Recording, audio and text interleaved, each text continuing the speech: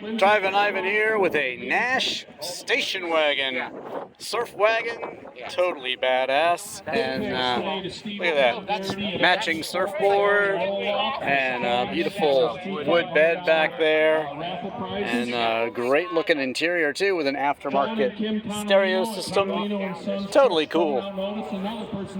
Looks to be a bit modified on the engine there, and let's look at that, it's incredible. Love this thing.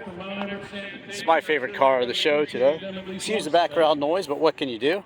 They're doing the announcements for the end of the show here, so wanted to show you this very cool Nash station wagon, surf wagon, hot rod, whatever you want to call it. Not even sure, actually, but whatever it is, I think it is incredible. My favorite car of the show today, and there are a lot of cars here. I did shoot every single car here, so look for that video.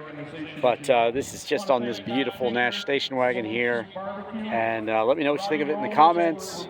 Smash that like button, subscribe, and just search for Drivin Ivan in any car on YouTube for my car review. Check out my Citroen CX Wagon, my surf wagon. Happens to be pink too. That's a cool surf wagon that I own, so I'm a big fan of the wagons, and this is a great one.